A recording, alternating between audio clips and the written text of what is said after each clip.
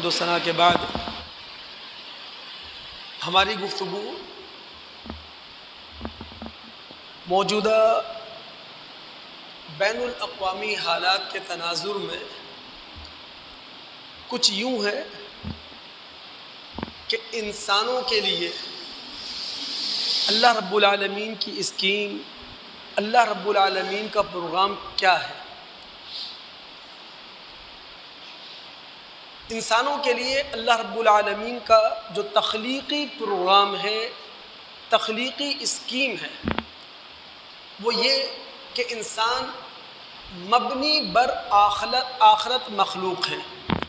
یعنی انسان وہ مخلوق ہے جو اللہ رب العالمین کے پروگرام کے مطابق اپنی موت اور آخرت کو ہدف بنا کر دنیا میں زندگی بسر کرے اور اللہ رب العالمین انعام کے طور پر بدلے میں اسے آسمانی بادشاہت ہمیشہ کے لیے عطا کر دے۔ جب اللہ رب العالمین نے ہم انسانوں کو مبنی بر آخرت مخلوق کی حیثیت سے پیدا کیا تو بھرپور اور پورے اہتمام کے ساتھ ہمیں تخلیق کیا۔ اگر سورہ 3 کی آیت نمبر 4 کا ہم مطالعہ کریں تو رب العالمین فرماتے ہیں لَقَدْ خَلَقْنَا الْإِنسَانَ فِي أَحْسَنِ تَقْوِيمٍ، ہم نے انسان کو بہترین ساخت میں پیدا کیا۔ اور یہ جملہ کہنے سے پہلے اللہ رب العالمین نے 4 مقامات انبیاء کی قسم کھائی، والتین والزیتون وطور سینین وہذا البلد الامین، شام و فلسطین کی قسم، طور سینا کی قسم، مکہ شہر کی قسم۔ مقامات انبیاء کی قسم کھانے کے بعد اللہ نے فرمایا لَقَدْ خَلَقْنَا الْإِنسَانَ فِي أَحْسَنِ تَقْوِيمٍ، ہم نے انسان کو بہترین ساخت میں پیدا کیا۔ یعنی اللہ تعالیٰ نے ہم انسانوں کو جو جسم دے رکھا ہے، جو اعلیٰ تر جسم دے رکھا ہے، وہ کسی اور مخلوق کو اللہ رب العالمین نے نہیں دیا۔ اللہ رب العالمین نے فکر اور فہم کی جو قابلیت ہمیں دے رکھی ہے، اللہ رب العالمین نے علم اور عقل کی جو صلاحیت ہمیں دے رکھی ہے، اللہ رب العالمین نے بحث اور استدلال کی جو قوت ہمیں دے رکھی ہے، اللہ رب العالمین نے خطابت اور تقریر کی جو قابلیت ہمیں ودیت کی ہے، یہ کسی اور مخلوق کو رب العالمین نے نہیں دی۔ اس کے ساتھ ساتھ ہم انسانوں کو اللہ رب العالمین نے خیر اور شر کے اندر امتیاز دے رکھا ہے۔ اللہ رب العالمین نے صحیح اور غلط کی تفریق ہمیں سمجھا رکھی ہے۔ اللہ رب العالمین نے پیدائشی طور پر حق اور باطل کا فیصلہ کرنے کی قابلیت اور صلاحیت ہمیں ودیت کی ہے۔ تو لقد خلقنا الانسان فی احسن تقویم۔ اب آسمانی بادشاہت حاصل کرنے کے لیے اور مبنی بر آخرت زندگی گزارنے کے لیے ہم انسانوں نے اپنی اخلاقی کمزوریوں پر قابو پانا ہے۔ ہم اسی پر پچھلے جمعے گفتگو کر رہے تھے، آج مزید اس گفتگو کو آگے بڑھاتے ہیں۔ یاد رکھیے ہم انسانوں کی ایک اخلاقی کمزوری یہ ہے، یہ جو مختصر سی عمر حیات ہمیں اللہ تعالیٰ کی طرف سے ملی ہے، عموماً ہم انسان اس مختصر سی عمر حیات کو فلاح میں، کامیابی میں استعمال کرنے کے بجائے اسے خسران میں، گھاٹے میں استعمال کر رہے ہیں۔ اللہ رب العالمین نے یہ بات سورہ عصر کے اندر کہی اور قسم کھا کر کہی والعصر، زمانے کی قسم، یعنی زمانہ اس بات پر گواہ ہے ان الانسان لفی خسر، عموماً انسان عمر حیات کو ضائع کر رہا ہے۔ ہاں، اس عمر حیات کو یعنی جو مختصر سے ہمیں زندگی ملی ہے، اس کو ضائع کرنے سے ان لوگوں نے اپنے آپ کو بچا لیا ہے الا الذین آمنوا وعملوا الصالحات، جو اپنی انفرادی زندگی میں صاحب ایمان ہیں اور صاحب عمل ہیں۔ اب اپنی انفرادی زندگی میں صاحب ایمان ہونے کا مطلب کیا ہے کہ ہم اللہ رب العالمین کی تمام صفات اور اللہ رب العالمین کی تمام صفات کے جو تقاضے ہیں ان کو دل کی گہرائیوں سے تسلیم کرے۔ بھئی اللہ رب العالمین رحم کرنے والا ہے تو رحم کی درخواست صرف کس سے کی جائے گی؟ اللہ رب العالمین سے۔ اگر اللہ رب العالمین قہار ہیں، جبار ہیں، تو ڈرا کس سے جائے گا؟ صرف اللہ رب العالمین سے۔ اور صاحب عمل ہونے کا مطلب یہ ہے کہ ہم انسانی حدود کے اندر زندگی گزارتے ہوئے اپنی ظاہری اور باطنی صلاحیتوں میں اضافہ کرنے کی کوشش کریں، اپنی دینی اور دنیاوی زندگی کو بہتر کرنے کی کوشش کریں، اپنی شخصی اور اجتماعی زندگی کو اعلیٰ کرنے کی کوشش کریں، اپنی جسمانی اور عقلی صلاحیتوں کو بڑھانے کی کوشش کریں۔ تو وہ لوگ اپنی عمر حیات کو ضائع نہیں کر رہے جو اپنی انفرادی زندگی میں صاحب ایمان ہیں، صاحب عمل ہیں، اور اپنی اجتماعی زندگی میں وَتَوَاصَوْا بِالْحَقِّ وَتَوَاصَوْا بِالصَّبْرِ، وہ ایک دوسرے کو حق کی نصیحت کرتے ہیں اور صبر کی تلقین کرتے ہیں۔ اب حق کی نصیحت کرنے کا مطلب کیا ہے؟ معاشرے کے افراد ایک دوسرے کو حق اللہ کے معاملے میں اور حقوق العباد کے معاملے میں سہارا دیا کرتے ہیں۔ یعنی ہم لوگ حق اللہ کے معاملے میں اور حقوق العباد کے معاملے میں ایک دوسرے کو سہارا دیا کرتے ہیں۔ بھئی نماز میں کھڑے ہوتے ہیں، کندھے سے کندھا ملا کر، قدم سے قدم ملا کر، اور اپنے دلوں سے ایک دوسرے کے لیے کدورت نکال دیتے ہیں۔ یعنی جب ہم صفیں بنا کر کھڑے ہوتے ہیں تو اپنے دلوں سے دوسروں کے لیے حسد اور تمام اخلاقی برائیاں نکال پھینکتے ہیں، اور جب ہم معاشرے کے اندر ہوتے ہیں، جب سماجی زندگی گزار رہے ہوتے ہیں تو وہاں ایک دوسرے کی خوشی اور غمی کا ساتھی بنے ہوئے ہوتے ہیں۔ یہ ہے وَتَوَاصَوْا بِالْحَقِّ، ایک دوسرے کو حق کی نصیحت کرنا۔ وَتَوَاصَوْا بِالصَّبْرِ، اور صبر کی تلقین کا مطلب کیا ہے؟ بھئی دین پر قائم رہنا آسان نہیں ہے، صراط مستقیم پر کھڑا رہنا آسان نہیں ہے۔ ہم سارے لوگ ایک دوسرے کو صراط مستقیم پر کھڑا رکھنے کے لیے، ایک دوسرے کو دین پر استقامت کا پہاڑ بنانے کے لیے اپنا وقت بھی خرچ کرتے ہیں، اور اگر مال خرچ کرنے کا موقع آئے تو مال بھی خرچ کر دیا کرتے ہیں۔ تو وہ لوگ اپنے عمر حیات کو ضائع نہیں کر رہے جو انفرادی زندگی میں صاحب ایمان، صاحب عمل ہیں، اور اجتماعی زندگی میں وہ ایک دوسرے کو حق کی نصیحت کر رہے ہیں، صبر کی تلقین کر رہے ہیں۔ یہی وجہ ہے کہ ہمارے نبی محمد الرسول اللہ صلی اللہ علیہ وسلم نے ہمیں سمجھایا تھا، المؤمن للمؤمن کالبنیان، ایک مومن دوسرے مومن کے لیے ایسا ہے جیسا کہ عمارت، ایک دوسرے کو سہارا دینے والے۔ آگے بڑھتے ہوئے اگر دل دماغ آپ میری طرف متوجہ رکھیں تو ایک بات سمجھاتا چلوں۔ دیکھیں رب العالمین نے ایک بات کہی ہے سورہ بلد میں، آیت نمبر 4 ہے، لَقَدْ خَلَقْنَا الْإِنسَانَ فِي كَبَدٍ۔ اللہ فرماتے ہیں ہم نے انسان کو مشقت میں پیدا کیا۔ اب ہم انسانوں کے ذہنوں میں سوال آئے گا کہ ہم انسانوں کو اللہ تعالیٰ نے مشقت میں پیدا کیا ہے، مشقت میں پیدا کیے جانے کا مطلب کیا ہے؟ ہم انسانوں کو اللہ رب العالمین نے دنیا میں کوئی مزے لینے کے لیے نہیں بھیج دیا ہے۔ اللہ رب العالمین نے ہم انسانوں کو اس دنیا میں چین کی بنسری بجانے کے لیے نہیں بھیج دیا ہے، بلکہ ہم میں سے ہر انسان یہاں محنت کی زندگی گزارے گا، مشقت کی زندگی گزارے گا، تکلیف کی زندگی گزارے گا، بہت سارے مصائب اور شدائد کا سامنا کرے گا۔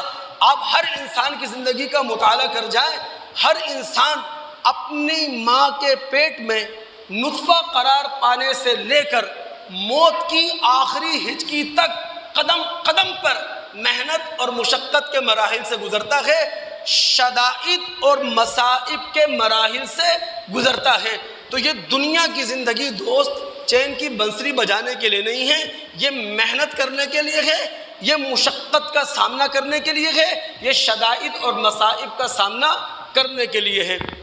اب اگر یہ بات میں آپ کے دماغ میں اتارنے میں کسی حد تک کامیاب ہوا ہوں تو آگے چلتے ہیں۔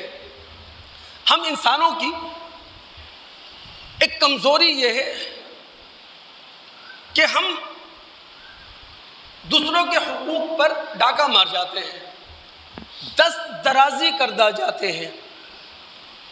اسی طرح ہماری ایک اخلاقی کمزوری یہ ہے کہ ہم سے شکر گزاری نہیں ہوتی، ہم ناشکرا پن دکھا جاتے ہیں۔ اللہ رب العالمین نے سورہ ابراہیم کی آیت نمبر 34 میں کہا ہے ان الانسان لظلوم کفار، انسان بڑا بے انصاف ہے، انسان انتہا درجے کا ناشکرا ہے۔ کانٹیکس کیا ہے؟ سورہ ابراہیم مکی صورت ہے، مکہ کے دور متوسط میں نازل ہونے والی صورتوں میں سے ہے۔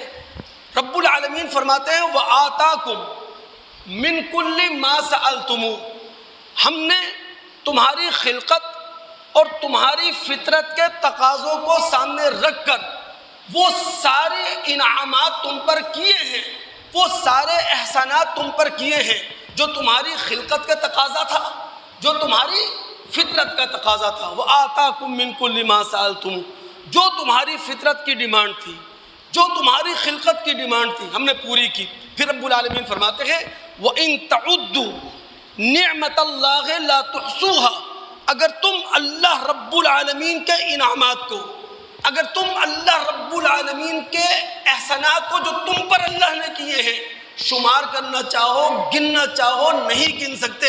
دوستو میں آپ کو قرآن کی 2 آیات کا مطالعہ کرواؤں۔ سورہ کہف آیت نمبر 109، سورہ لقمان آیت نمبر 27، ان دونوں آیات میں رب العالمین فرماتے ہیں روئے زمین کے سارے درخت قلم کی صورت اختیار کر جائیں، زمین کے سارے سمندر سیاہی کی شکل اختیار کر جائیں، پھر یہ قلم اور یہ سیاہی اللہ رب العالمین کے کمالات قدرت کو لکھیں، اللہ رب العالمین کے انعامات کو لکھیں، اللہ رب العالمین کے احسانات کو لکھیں۔ جو روئے زمین کے سارے درختوں سے جو قلم بنے تھے وہ قلم ختم ہو جائیں گے، زمین کے سارے سمندر جو سیاہی بنے تھے وہ ختم ہو جائیں گے، لیکن اللہ رب العالمین کے کمالات قدرت، اللہ رب العالمین کے انعامات، اللہ رب العالمین کے احسانات وہ ختم ہونے والے نہیں ہیں۔ تو رب العالمین فرماتے ہیں وَإِن تَعُدُّوا نِعْمَةَ اللَّهِ لَا تُحْصُوهَا، اگر تم اللہ رب العالمین کے انعامات کو شمار کرنا چاہو نہیں شمار کر سکتے۔ مسئلہ کیا ہے؟ ان الانسان لظلوم کفار، انسان بڑا بے انصاف ہے، اللہ رب العالمین کے حق پر بھی ڈنڈی مارنے کی کوشش کرتا ہے۔ کفار انسان انتہائی ناشکرا ہے، ایک ایک نعمت دی ہوئی خدا کی ہے لیکن سر کہیں اور جھکا دیتا ہے، ہاتھ کہیں اور اٹھا دیا کرتا ہے، ہم کے ترانے کہیں اور گا لیا کرتا ہے۔ اب اگر آپ دوستوں کی توجہ ہے، میں نے کہا تھا ہم قرآن میں اتر کر اللہ رب العالمین کا وہ منصوبہ پڑھیں گے، اس منصوبے کا مطالعہ کریں گے جو منصوبہ اللہ رب العالمین نے ہم انسانوں کے لیے بنا رکھا ہے۔ اللہ تعالیٰ نے قرآن میں ہماری ناشکری کے لیے ایک لفظ استعمال کیا ہے کنود۔ کنود کہتے ہیں تنہا خور کو، جو صرف خود کھانا چاہتا ہے، جو اکیلا رہنا چاہتا ہے، ساری لذتیں اپنی ذات کے گرد جمع کرنا چاہتا ہے، جو انتہا درجے کا ناشکرا ہے، جو انتہا درجے کا ناقدرہ ہے، اسے کہتے ہیں کنود۔ سورہ عادیات اس کی آیت نمبر 6 ہے، رب العالمین فرماتے ہیں ان الانسان لربہ لکنود، انسان اپنے رب کا ناشکرا ہے، ناقدرہ ہے۔ اب اگر دوستوں کی توجہ ہو تو پھر قرآن سمجھ میں آئے کہ رب العالمین نے 6 آیت کے اندر جو یہ بات کہی ہے، اس سے پہلے 5 آیات کیا ہیں دوستو؟ وہاں اللہ رب العالمین نے گھوڑوں کی قسم کھائی ہے، والعادیات ضبحا، فالموریات قدحا فالمغیرات صبحا فأثرن به نقعا فوسطن به جمعا. ان گھوڑوں کی قسم کہ جو ہانپتے ہوئے دوڑتے ہیں، پھنکارتے ہوئے دوڑتے ہیں، پھر اپنی ٹاپوں سے چنگاریاں اڑاتے ہوئے دوڑتے ہیں، پھر صبح سویرے چھاپا مارتے ہیں، پھر اس موقع پر گرد و غبار اڑاتے ہیں، پھر اس حالت میں مسلح دشمن کی فوج میں گھس جاتے ہیں. پھر اللہ تعالیٰ نے کہا ان الانسان لربہ لکنود، انسان اپنے رب کا انتہائی ناشکرا ہے. اب یاد رکھیے گھوڑا اللہ رب العالمین کی مخلوق ہے. اللہ رب العالمین نے ہم انسانوں کی خدمت میں گھوڑے کو لگا رکھا ہے. اب گھوڑے کا مالک کرتا کیا ہے؟ دانا کھلاتا ہے، پانی پلا دیتا ہے.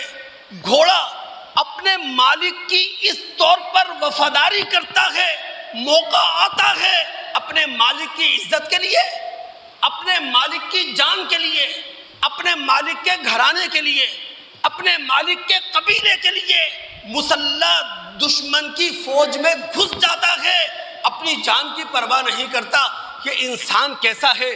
اس کا مالک بھی شہنشاہ کائنات ہے، اس کے گھوڑے کا حقیقی مالک بھی مالک ارض و سما ہے. لیکن یہ انسان نہ اللہ رب العالمین کے انعامات کو تسلیم کرتا ہے، نہ اللہ رب العالمین کے احسانات کا اعتراف کرتا ہے. ان الانسان لربہ لکنود، انسان اپنے رب کا انتہائی ناشکرا ہے. اسی لیے دوستو جتنے بھی ہم مسلمان ہیں نا، ہماری اصولی لحاظ سے یہ ذمہ داری بنتی ہے ہم ان تمام دعاؤں کو یاد کریں، ہم ان تمام دعاؤں کا اہتمام کریں جو ہمارے نبی محمد الرسول اللہ صلی اللہ علیہ وسلم نے ہمیں سکھائی ہیں، ہمیں بتائی ہیں. ظاہر ہے جو مختلف اوقات کی دعائیں اللہ کے رسول نے بتائی ہیں، مختلف وقتوں کی دعائیں ہمارے رسول نے ہمیں سکھائی ہیں، اس میں ہے کیا؟ کہیں اللہ رب العالمین کی تحمید ہے، کہیں اللہ رب العالمین کی تسبیح ہے، کہیں اللہ رب العالمین کی تحلیل ہے، اور کہیں اللہ رب العالمین کی تمجید ہے. تو ان دعاؤں کا اہتمام ہم کریں. ایک دعا جو زبان زد عام ہے اور ہر زبان پر ہوا کرتی ہے، ہر زبان سے نکلا کرتی ہے اور نکلنا چاہیے، الحمدللہ علی کل حال. ہم جس حال میں بھی ہیں اس پر اللہ رب العالمین کا شکر ہے، اس پر اللہ رب العالمین کی تعریف ہے. اب اگر میرے دوست متوجہ ہیں تو ایک اور اخلاقی خامی کی طرف میں توجہ دلا سکوں.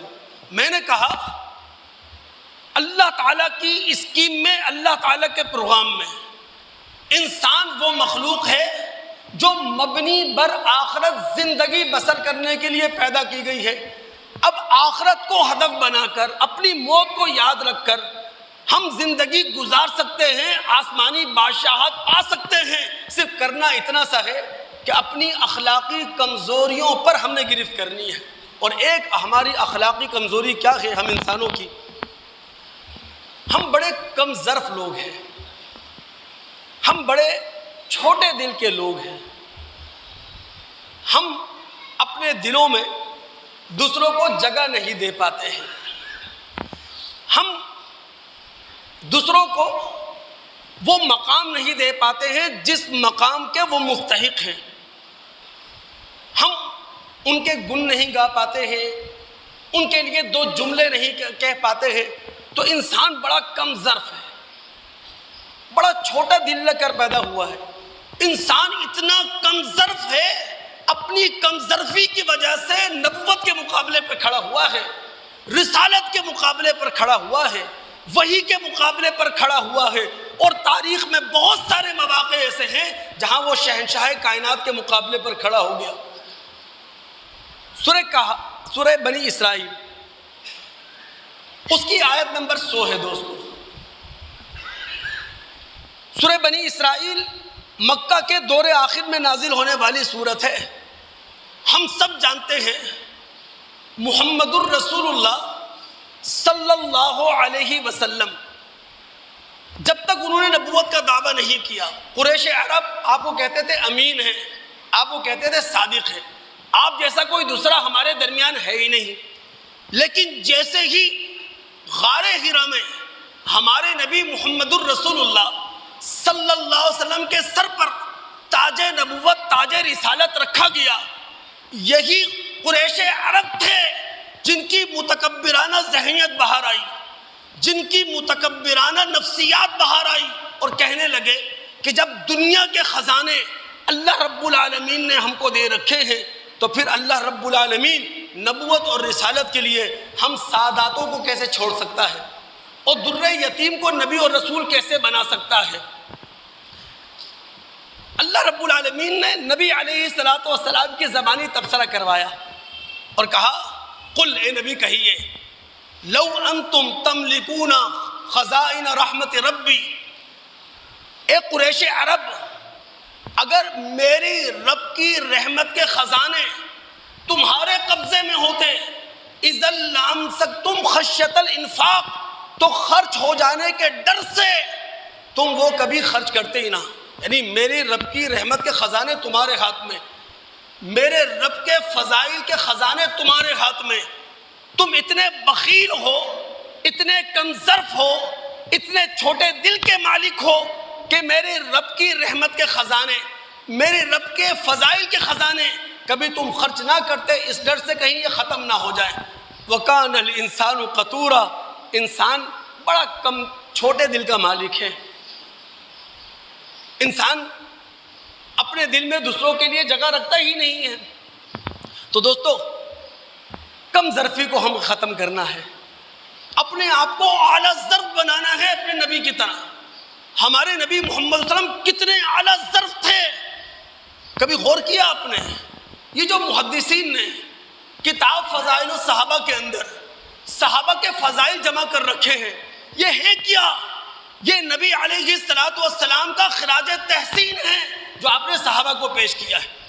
بھائی کسی صحابی کی آپ نے کوئی خوبی دیکھی، کسی صحابی میں کوئی استعداد دیکھی، کسی صحابی میں کوئی قابلیت اور لیاقت دیکھی، ہمارے نبی محمد صلی اللہ علیہ وسلم نے اس صحابی کی لیاقت کو، اس کی استعداد کو، اس کی صلاحیت کو خراج تحسین پیش کرتے ہوئے اس کی فضیلت بیان کی ہے. تو ہمیں اپنے نبی محمد الرسول اللہ صلی اللہ علیہ وسلم جیسا اعلیٰ ظرف اپنے آپ کو بنانا ہے، اپنے سینوں کو سمندر کی طرح وسیع کر دینا ہے. ہر ایک کے لیے اس میں جگہ ہو. میں کبھی کبھی کہا کرتا ہوں نا، ہر انسان کو انسان ہونے کی عزت دو، ہر مسلمان کو مسلمان ہونے کا احترام دو. ایک مسلمان، ایک مومن اتنا اعلیٰ ظرف ہوتا ہے. ہاں، ایک تعریف بے جا ہوتی ہے، بلا ضرورت ہوتی ہے، جس میں آسمان و زمین کے قلابے آپ کو ملانا پڑتے ہیں، اور وہ تعریف جھوٹی ہوتی ہے. ایسی تعریف اور ایسی حمد اور ایسی مدح کو مذہب پسند نہیں کرتا.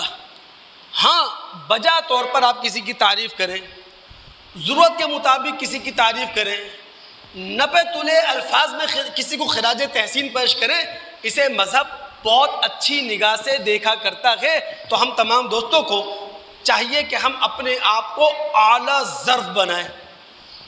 اب اگر دوستوں کی توجہ میری طرف ہے، ایک اور اخلاقی کمزوری ہے. دیکھیے، جو اخلاقی کمزوریاں ہمارا خالق، ہمارا مالک قرآن کے اندر بیان کر رہا ہے، اگر ان اخلاقی کمزوریوں پر ہم قابو پا لیں، اللہ کی قسم ہمارا گھرانہ بھی بہترین معاشرت کی مثال پیش کرے گا، اور ہمارا محلہ بھی بہترین سماج کی ایک تصویر پیش کرے گا. ہم خود خوبصورت، ہمارا معاشرہ خوبصورت، ہمارا گھرانہ خوبصورت، پھر ہمیشگی کی آسمانی بادشاہت تو ملنی ہے. تو اس لیے جو کچھ میں یہاں کہہ رہا ہوں، اللہ رب العالمین سے دعا کریں اور اس جذبے سے سنیں کہ اللہ تعالی ہم سب مسلمانوں کو عمل کرنے کی توفیق عطا فرمائے. دوستو، ایک ہم انسانوں کی اخلاقی کمزوری ہے، ہم انسان جھگڑالو ہیں، اور سخت قسم کے جھگڑالو ہیں. دیکھیں، ہم انسانوں کی فطرت کے اندر غصہ ہے. لیکن جب یہ غصہ عدل کے راستے سے ہٹ جائے، انصاف کی راہ سے ہٹ جائے، تو پھر اس غصے کے اندر آ جاتا ہے جھگڑا، اس غصے کے اندر آ جاتی ہے ضد، اور اس غصے کے اندر آ جاتی ہے انا۔ یہی چیز انسان کو بھی تباہ کرتی ہے، یہی چیز معاشرے کو بھی تباہ کرتی ہے۔ اب اللہ رب العالمین نے سورہ کہف کی آیت نمبر 54 میں کہا وَكَانَ الْإِنسَانُ أَكْثَرَ شَيْءٍ جَدَلًا، انسان سخت جھگڑالو ہے۔ جدل کا لفظ اللہ رب العالمین نے استعمال کیا۔ جدل کا عربی لغت میں معنی ہوتا ہے وہ چیز جو لمبی ہو، مستحکم ہو۔ جھگڑے کو عربی میں جدل اس لیے کہا جاتا ہے بحث لمبی ہو جاتی ہے، گفتگو طول اختیار کر جاتی ہے۔ تو انسان کا معاملہ یہ ہے کہ وہ اپنی ذات میں جیتا ہے میں نہ مانوں۔ اب غور کرنے والی بات یہ ہے وَكَانَ الْإِنسَانُ أَكْثَرَ شَيْءٍ جَدَلًا کہ انسان سخت جھگڑالو ہے۔ اللہ تعالیٰ نے کس موقع پر یہ کہا ہے؟ اس سے پہلے کے الفاظ کیا ہیں؟ وَلَقَدْ صَرَّفْنَا فِي هَذَا الْقُرْآنِ لِلنَّاسِ مِنْ كُلِّ مَثَلٍ، ہم نے اس قرآن کے اندر انسان کے لیے ہر طرح کی مثال پیش کی ہے۔ لیکن مسئلہ یہ ہے انسان قرآن کی بات اس لیے نہیں سنتا، قرآن کی بات اس لیے نہیں مانتا کہ وہ سب جھگڑالو ہیں۔ قرآن سائنس آف ڈیوینٹی ہے، میں مثال سے سمجھا رہا ہوں آپ کو، یعنی الہ واحد کا فلسفیانہ اور الہ واحد کا سائنسی تعارف ہے قرآن۔ اب اللہ رب العالمین نے قرآن میں توحید کے لیے جو دلائل دیے ہیں وہ دلائل آسمانی بھی ہیں، وہ دلائل زمینی بھی ہیں۔ خود انسان کے وجود سے اللہ رب العالمین نے اپنی توحید کی دلیل دی ہے، انسان کے مسلمات سے اللہ تعالیٰ نے توحید کی دلیل دی ہے، انسان کی معاشرت کی زندگی سے اللہ رب العالمین نے توحید کی دلیل دی ہے، انسان کی تاریخ کو بنیاد بنا کر اللہ رب العالمین نے توحید کی دلیل دی ہے۔ اب آپ غور کریں، توحید موضوع ایک ہے، سبجیکٹ ایک ہے، لیکن اللہ رب العالمین نے رنگ برنگے انداز میں اس توحید کو پیش کیا ہے۔ مختلف اسلوبوں سے اللہ رب العالمین نے توحید کو قرآن میں پیش کیا ہے، مختلف انداز سے رب العالمین نے توحید کو قرآن میں کہہ سنایا ہے۔ لیکن نزول قرآن کے زمانے میں جنہوں نے توحید نہیں ماننی تھی، یا اس زمانے کے اندر بھی جو لوگ توحید نہیں ماننا چاہتے، وہ کوئی نہ کوئی اعتراض کر دیں گے، وہ کوئی نہ کوئی سوال اٹھا دیں گے، وہ کوئی نہ کوئی پخ نکال دیں گے، وہ کوئی نہ کوئی خرابی پیدا کر دیں گے۔ وَكَانَ الْإِنسَانُ أَكْثَرَ شَيْءٍ جَدَلًا، اس لیے کہ انسان سخت جھگڑالو ہے، میں نہ مانوں۔ انسان کی ضد، انسان کی انا اسے سچائی کو تسلیم نہیں کرنے دیتی، اسے حق کو تسلیم نہیں کرنے دیتی۔ اب دماغ اگر آپ کے حاضر ہے دوست، توجہ سے بات سن لیں۔ دیکھیں، ایک ہے علمی اور دلیلی اختلاف۔ علمی اور دلیلی اختلاف جہاں ہوگا وہاں خدا کی رحمت ہوگی۔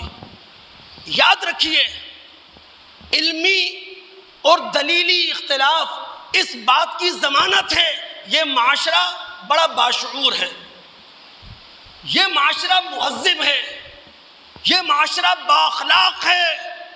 جب دلیل اور علم کا اختلاف ہوتا ہے وہاں نفرتیں نہیں ہوتی، وہاں تفریق نہیں ہوتی، وہاں دوری نہیں ہوتی۔ چلے جائیں صحابہ کے زمانے میں، تابعین کے زمانے میں، تبع تابعین کے زمانے میں، فقہا کے زمانے میں، محدثین کے زمانے میں، ان کے زمانوں میں علم کا اختلاف تھا، دلیل کا اختلاف تھا، لیکن کہیں نفرتیں نہیں ملیں گی آپ کو۔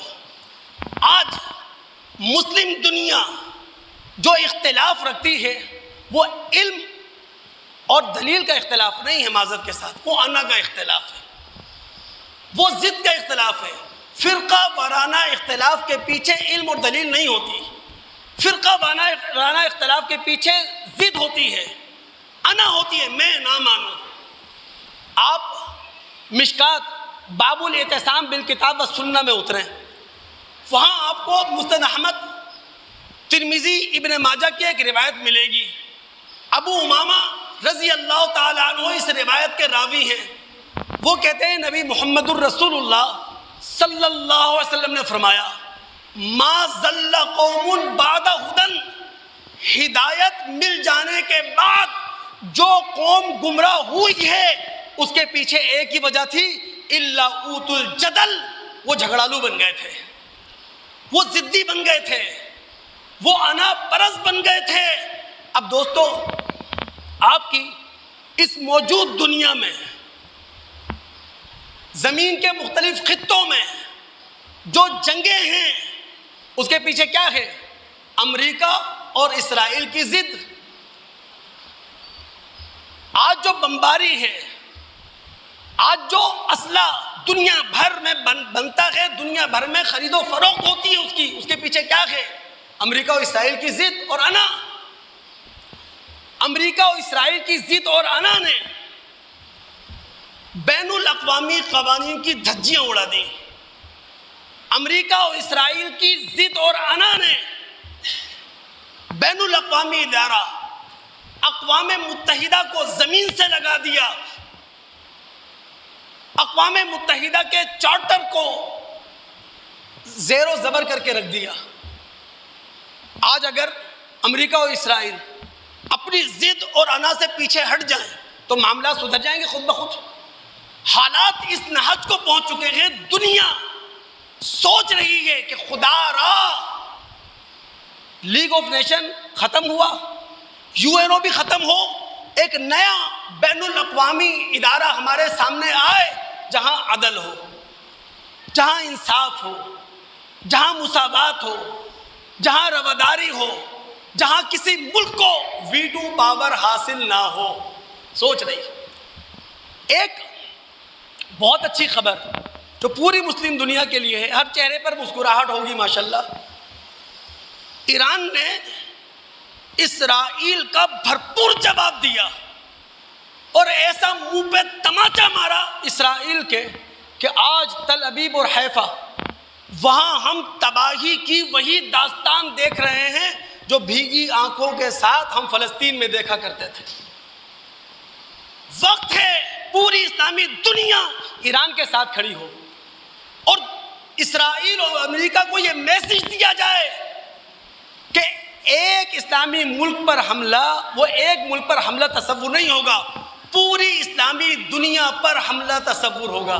لیکن اگر ان حالات کے باوجود بھی مسلم دنیا رنگ برنگی کی بولیاں بولے گی، اختلافات کا شکار رہے گی، افغانستان دیکھ چکے ہیں کیا ہوا، عراق حالات گزر چکے ہیں اس پر، اس کے بعد ایران ہے، لبنان میں جو کچھ ہوا، شام میں جو کچھ ہوا، فلسطین تو ازل سے نشانے پر ہی ہے۔ تو دوستو، اللہ رب العالمین موقع دیتا ہے سوچنے کا، سمجھنے کا، اپنے آپ کو سنبھالنے کا، اپنے آپ کو تبدیل کرنے کا۔ اللہ رب العالمین نے یہ موقع دیا ہے تو ہم سمجھیں اور اپنے آپ کو سنبھالنے کی کوشش کریں۔ جب سعودیہ اپنے سیاسی اختلافات ایران کے سے ختم کر سکتا ہے اور ایران کی آواز میں اپنی آواز ملا سکتا ہے تو پوری مسلم دنیا یہ کام کر سکتی ہے، کوئی مشکل نہیں ہے۔ آخری بات کہنے جا رہا ہوں، دماغ حاضر رکھیے گا دوست۔ آپ موضوع کیا ہے میرا؟ ہم انسانوں کے لیے اللہ رب العالمین کی جو اسکیم ہے، ہم انسانوں کے لیے جو اللہ رب العالمین کا پروگرام ہے کہ انسان مبنی بر آخرت مخلوق ہے، کہ ہم انسانوں نے اپنی موت اور اپنی آخرت اس کو ہدف بنا کر زندگی گزارنی ہے۔ انعام میں، بدلے میں، صلے میں اللہ رب العالمین آسمانی بادشاہت ہمیں دے گا۔ یہ موضوع یہاں ایک بات کہتا چلوں دوستو، اللہ رب العالمین شہنشاہ کائنات خیر مطلق ہے۔ اللہ رب العالمین نے یہ دنیا اپنی رحمت کے لیے بنائی ہے۔ ہم انسانوں کو اللہ رب العالمین نے جہنم کے لیے پیدا نہیں کیا، لیکن اگر ہم انسان خود جہنم میں جانا چاہیں تو کیا کیا جا سکتا ہے؟ اللہ رب العالمین خیر مطلق، دنیا اس نے رحمت کے لیے بنائی، اس نے جہنم میں ڈالنے کے لیے ہم انسانوں کو پیدا نہیں کیا۔ اسی لیے اللہ رب العالمین کی طرف شر کی نسبت کرنا یہ سوء ادب ہے، یہ ادب کے خلاف ہے۔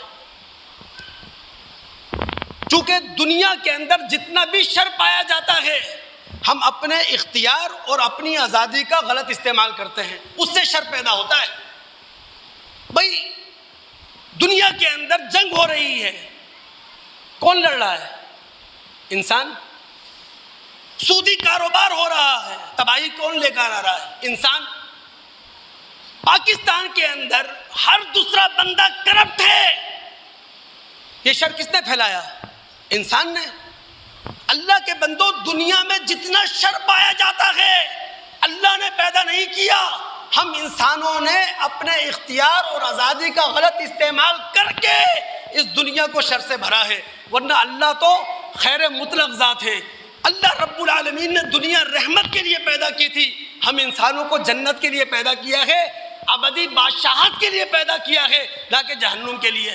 لیکن اگر ہم اللہ کی نہ سنیں، ہم خود جنت میں جانا نہ چاہیں، اب آپ کی دماغ حاضر ہوں تو میں ایک بات کہہ دوں، آخری آیت کا مطالعہ کر رہا ہوں میں، اگر ہم آسمانی بادشاہت میں داخلہ چاہتے ہیں تو اپنے آپ کو عادل بنا کے رکھیں، اپنے آپ کو منصف مزاج بنا کر رکھیں، اپنے آپ کو صاحب علم اور صاحب عمل بنا کے رکھیں۔